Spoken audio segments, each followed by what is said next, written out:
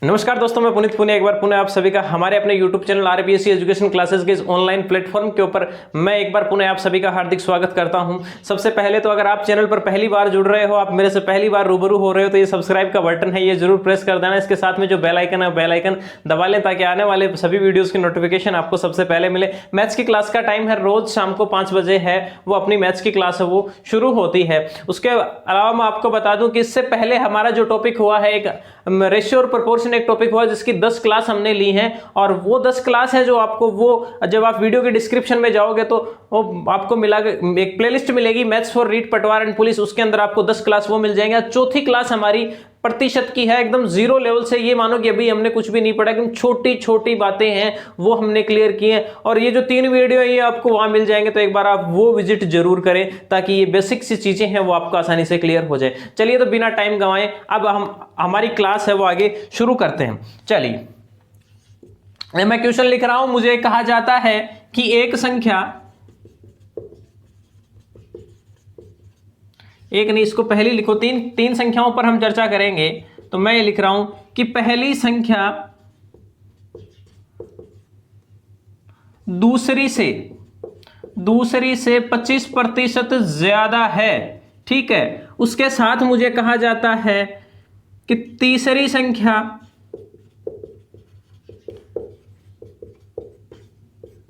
दूसरी से 50% ज्यादा है। तीसरी संख्या है वो दूसरी से 50% ज्यादा है। पहली दूसरी की तुलना दे दी, दूसरी और तीसरी की तुलना दे दी। अब हमें यह कहा जाता है कि पहली संख्या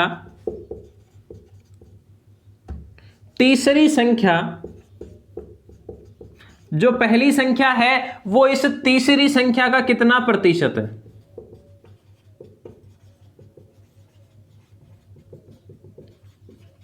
तीसरी संख्या का कितना प्रतिशत है, यहां हम 2 चीज निकालेंगे। एक तो ये निकालेंगे कि तीसरी संख्या का कितना प्रतिशत है, और एक ये चीज निकालेंगे कि तीसरी संख्या से कितने प्रतिशत ज्यादा है। देखो, पहली संख्या दूसरी से 25% ज्यादा है, तीसरी संख्या दूसरी से 50% ज्यादा है। दोनों संख्याएं हैं वो दूसरी से ज्यादा है। ये पहली संख्या लिख रहा हूं, ये दूसरी लिख रहा हूं, ये तीसरी संख्या यहां लिख रहा हूं मैं। देखो, दोनों में ये दिया गई, ये दूसरी से 25 ज्यादा, ये दूसरी से 50 ज्यादा है, तो मैं दूसरी संख्या को 100 मानता हूं। तो पहली संख्या कितनी हो जाएगी, 100 की 25% ज्यादा।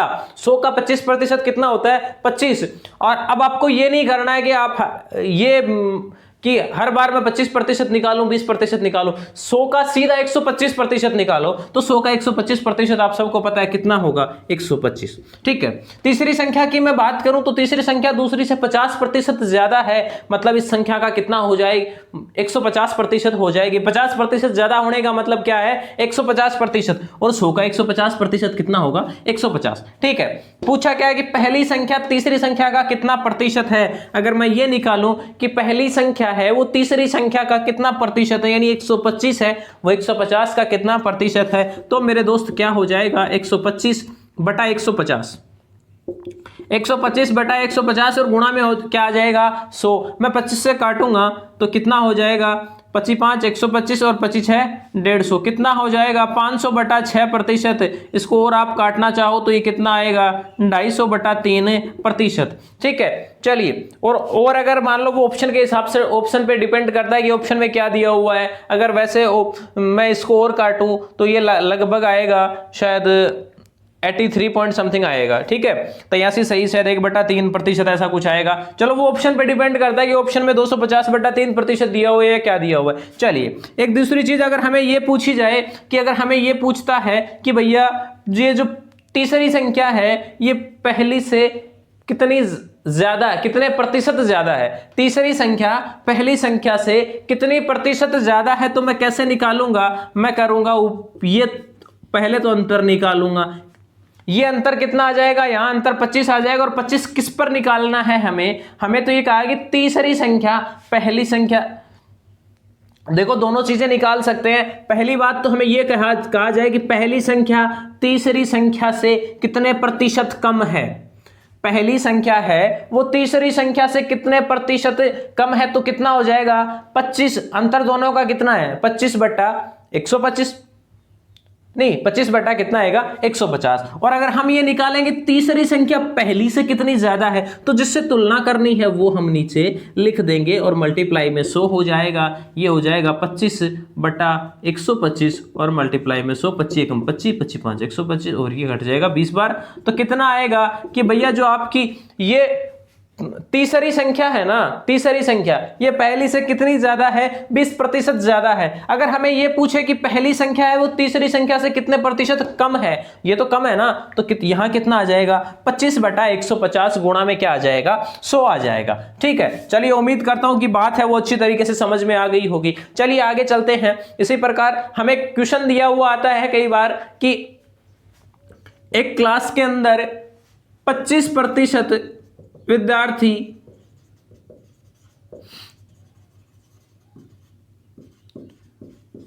इंग्लिश में फेल हो गए। ठीक है, 25% विद्यार्थी हैं वो इंग्लिश के अंदर क्या हो गए, फेल हो गए। साथ ही कहा जाता है कि 20% विद्यार्थी, इसको 30 करो आप, 30% विद्यार्थी हैं वो साइंस करो, हिंदी तो फेल होने वाला सब्जेक्ट ही नहीं है। 30% विद्यार्थी है वो साइंस के अंदर फेल हो गए। और ये साथ में ये कहा जाता है कि 10% विद्यार्थी हैं वो दोनों में फेल है, दोनों में क्या हो गए, फेल हो गए। तो ये कहा जाता है कि क्लास के अंदर कुल कितने विद्यार्थी फेल हुए हैं या फिर कुल कितने विद्यार्थी पास हुए हैं, कितने प्रतिशत, कुल फेल हुए विद्यार्थी का प्रतिशत अगर मैं निकालूं कि कुल कितने विद्यार्थी हैं वो फेल हुए हैं। सबसे पहले ये देखो कि 25 किस में हो गए, इंग्लिश में, कि 25% तो गई, 25% तो इंग्लिश के अंदर गए। उसके बाद क्या होगा, 30% है वो साइंस के अंदर लुढ़क गए, ये लो, ये 30 भी गए। उसके बाद क्या है कि भैया 10% है वो दोनों में फेल हैं। इसका मतलब 10% इसमें भी काउंट हुआ और 10% इसमें भी काउंट हुआ है। मुझे तो ये देखो, जो फेल है वो फेल है, चाहे वो एक सब्जेक्ट में हो चाहे वो 2 सब्जेक्ट में हो। हमें कहा गया कि कितने विद्यार्थी हैं वो फेल हुए हैं, हमें ये नहीं पूछा कि दोनों में है या फिर केवल एक सब्जेक्ट में फेल होने वाले विद्यार्थी कितने हैं, वो नहीं पूछा। हमें तो ये पूछा है भैया फेल कितने हैं। तो 25 तो ये फेल है और 30 ये फेल है।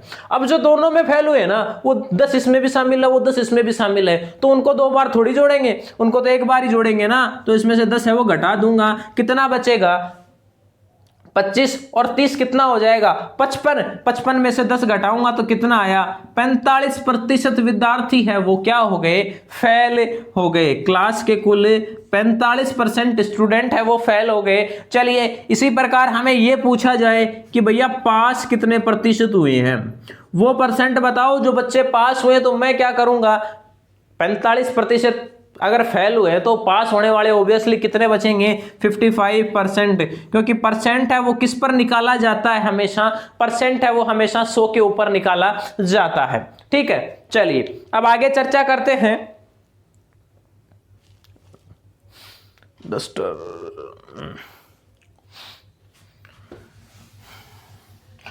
अगर किसी को स्क्रीनशॉट लेना है या नोट करना तो नोट कर लो, स्क्रीनशॉट ले लो, उसके बाद मैं इसको मिटाता हूं और आगे चर्चा करें। आगे अच्छे अच्छे और क्वेश्चन हम करने वाले हैं आगे। चलिए स्क्रीनशॉट ले लिया होगा, मैं एक बार मिटा रहा हूं अभी।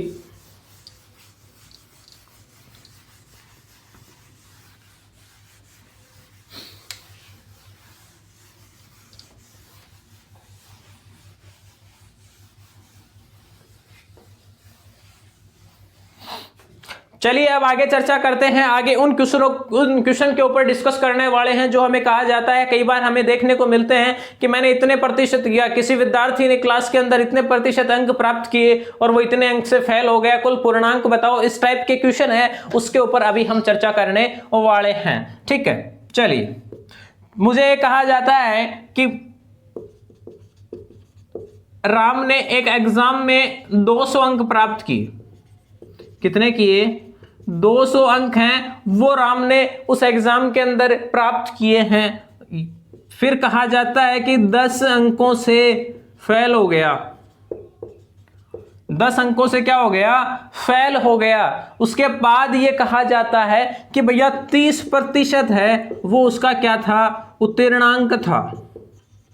कि 30% नंबर उसको पास होने के लिए लाने थे। अगर उसको पास होना था तो नंबर कितने लाने थे, 30% अंक है वो उसको लाने थे।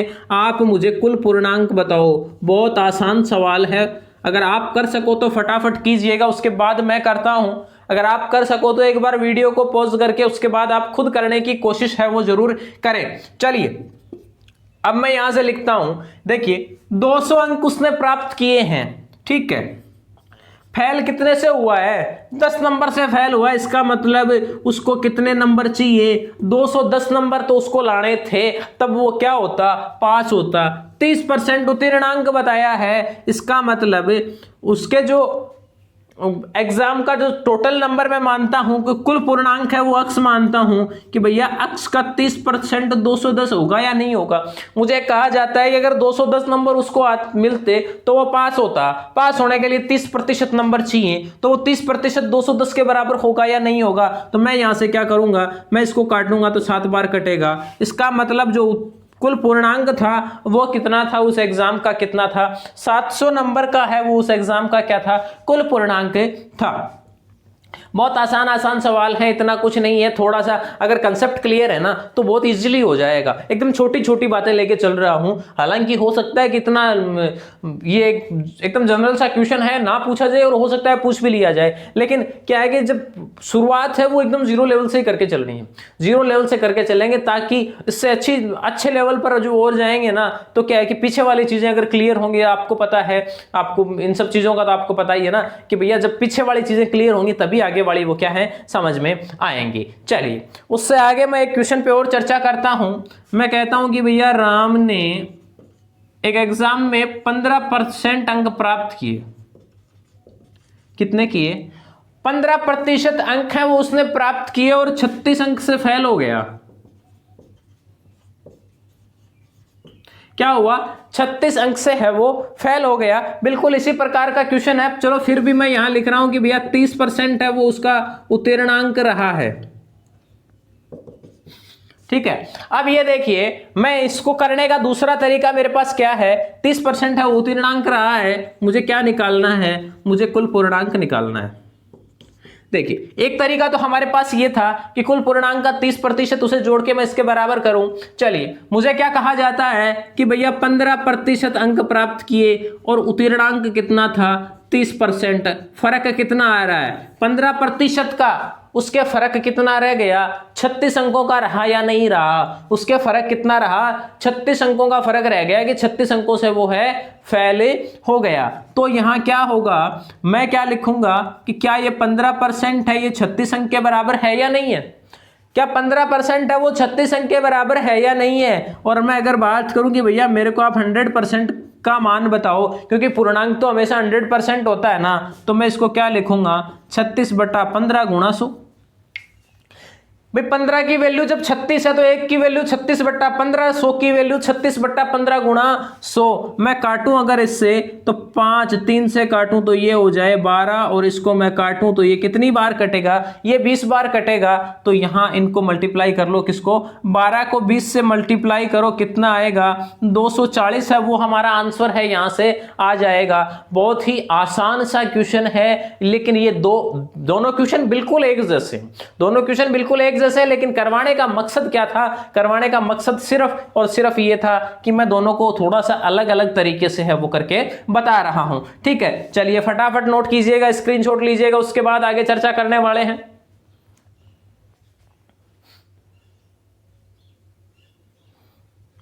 चलो कर लिया होगा नोट।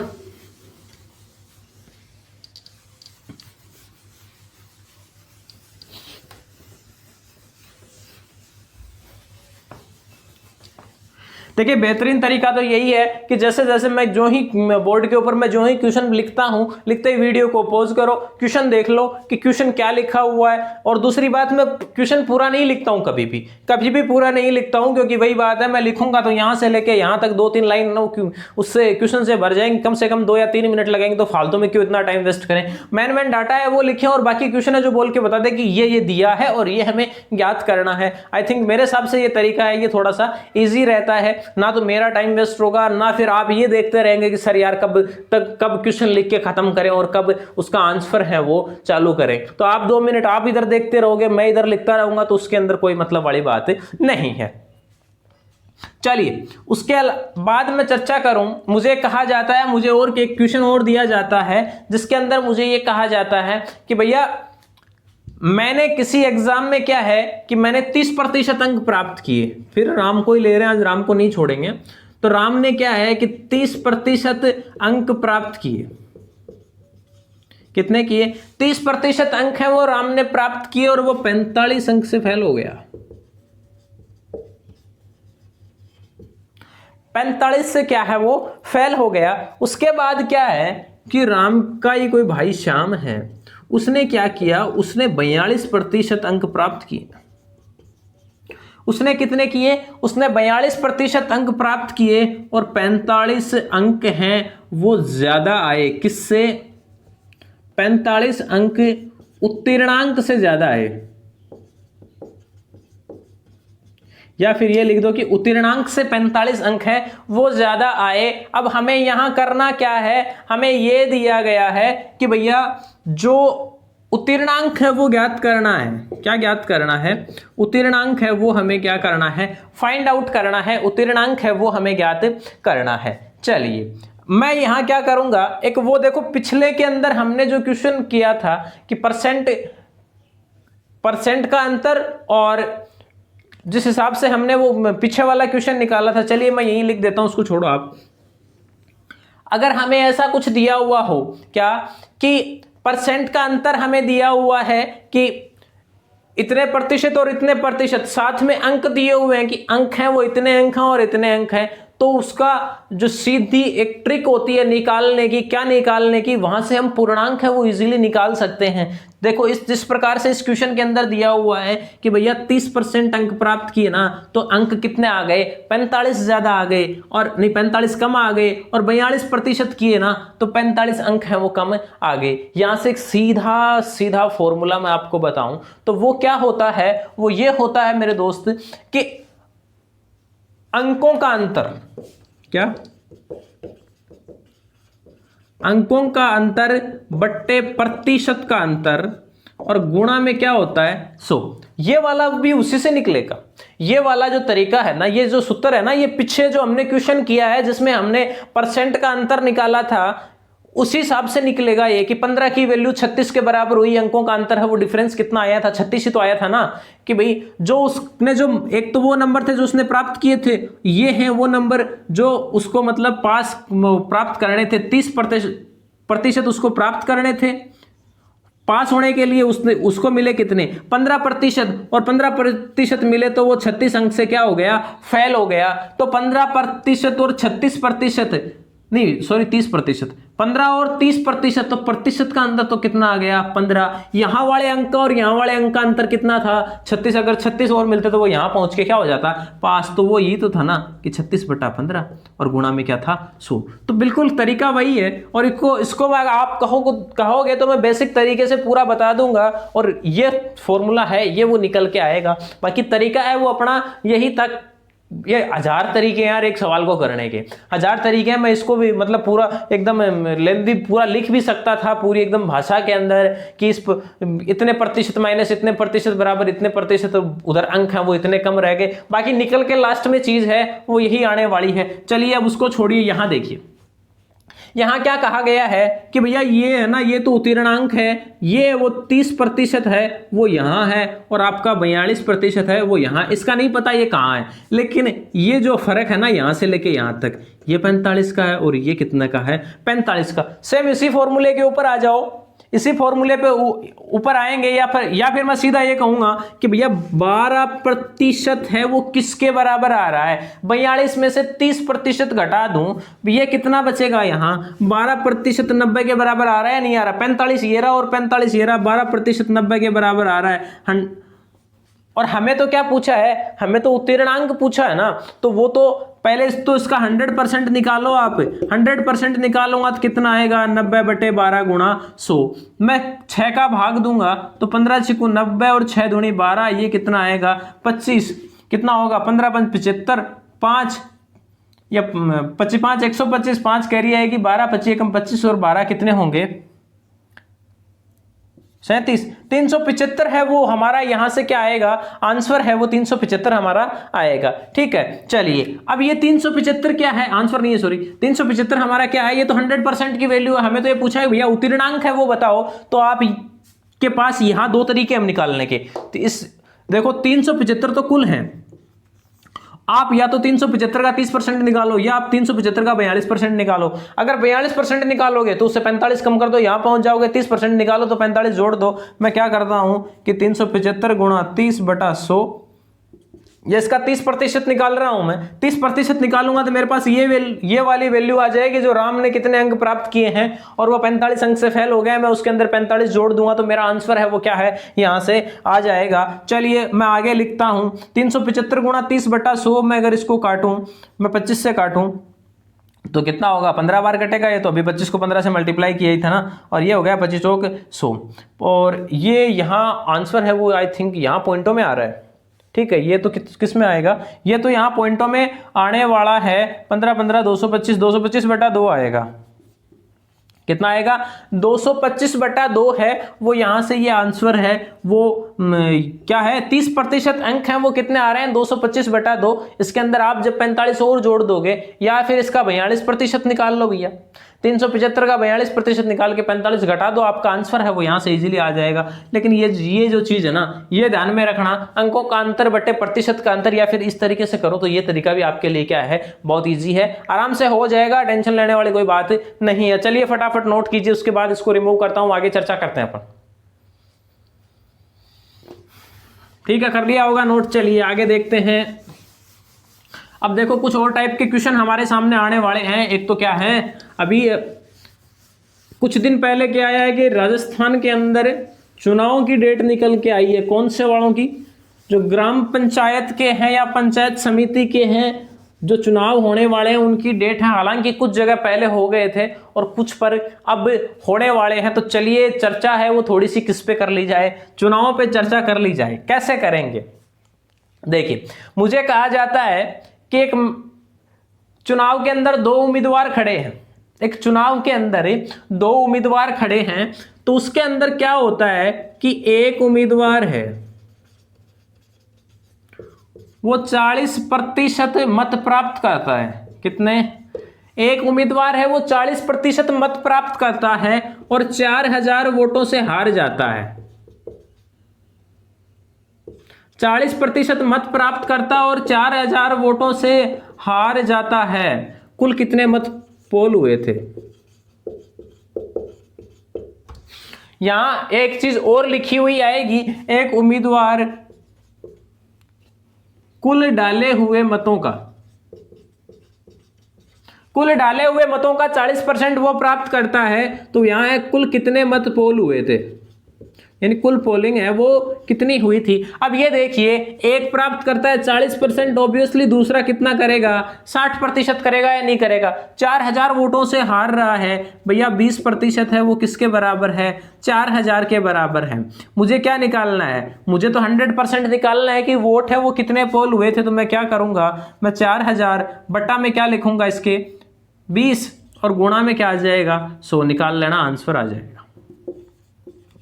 टोटल 20000 वोट हैं वो पोल हुए थे। उससे क्या हुआ, उससे ये हुआ कि भैया एक को तो मिले 40% और एक को कितने मिले, एक को मिले 60%, और जो 60% जिसको मिले उसको मत कितने मिले हैं, 4000 मत है वो ज्यादा मिले हैं। यानी किस प्रकार से, अगर अब ये पूछा जाए, यहां से ये भी पूछा जा सकता है कि किस उम्मीदवार को कितने मत मिले, तो एक को तो मिल रहे हैं 12000 और एक को मिल रहे हैं कितने 8,000, एक को 12,000, एक को 8,000। ये लो यहाँ कितना अंतर कितना आया, 4,000 मतों से है। ये वाला है ये हार गया और ये क्या हुआ, ये जीत गया। ठीक है, इसी के अंदर एक चीज और दे दी जाती है।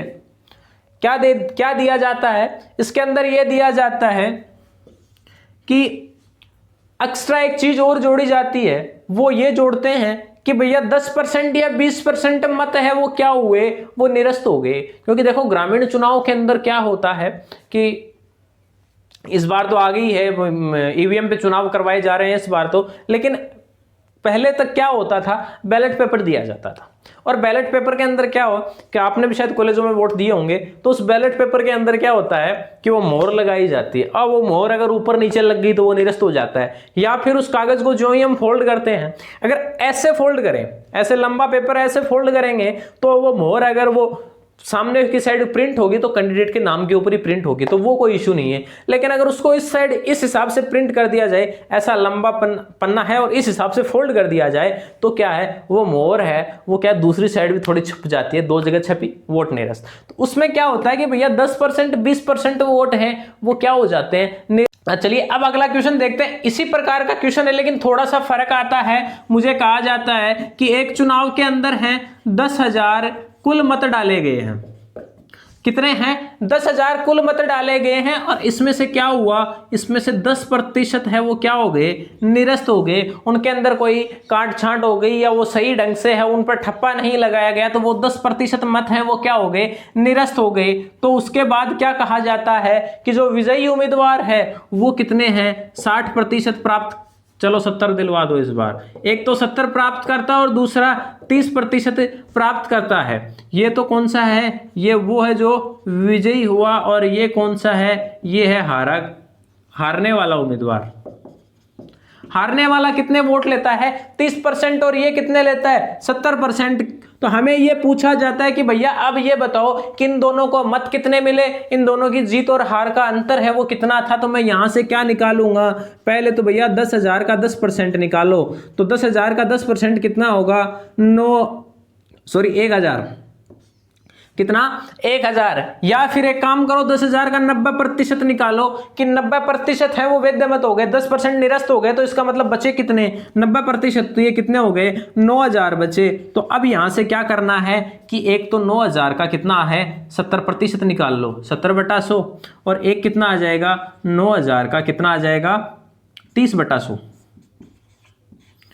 कितना है, 30/100 है। ठीक है, तो यहां से इन दोनों का मान है वो निकल के आ जाएगा और उसके बाद कैलकुलेशन करके ये दोनों मान है यहां से निकाल लेंगे, 0 से 0 कट जाएगा। फिर यहां से 90 को 70 से गुणा करना, 7 दिन 63 वोट तो ये आ जाएंगे। यहाँ ये 0 कटेगा, 29 27 वोट ये आ जाएंगे। जो अंतर आएगा वो क्या है, जीत हार का है, वो अंतर हो जाएगा। जीत हार का अंतर लगभग आएगा 30 60 और शायद 3600 वोट आना चाहिए। ठीक है, तो वो आप कैलकुलेशन कर लेना। चलिए आज के लिए इतना ही, बाकी मिलेंगे अगली क्लास में। उम्मीद करता हूं कि जो चीज बताई है वो अच्छी तरीके से क्लियर हुई होगी और अच्छी तरीके से ही आपको समझ में आई होगी। वीडियो कैसा लगा, एक क्लास कैसी लगी, वो आप कमेंट करके जरूर बताएं। अच्छी लगी तो वीडियो को लाइक करें, अपने दोस्तों के साथ शेयर करें और चैनल को सब्सक्राइब कर दें। अब तक अगर सब्सक्राइब नहीं किया तो सब्सक्राइब कर दिया तो आपका बहुत बहुत धन्यवाद, और नहीं किया तो आप कर दिए। चलिए मिलते हैं अगली क्लास में, बहुत ही धमाकेदार क्लास, फिर अच्छे क्वेश्चन लेके आपके सामने हाजिर हो जाऊंगा। और आज रात को व्हाट्सएप ग्रुप के अंदर या तो टेलीग्राम चैनल की लिंक है वो डाल दूंगा और उसके अंदर आपको 10 क्वेश्चन की क्विज है वो मिल जाएगी। टेलीग्राम चैनल है वो क्या है, रेडी है। चलिए मिलते हैं अगली क्लास में, तब तक के लिए धन्यवाद। जय हिंद, जय भारत।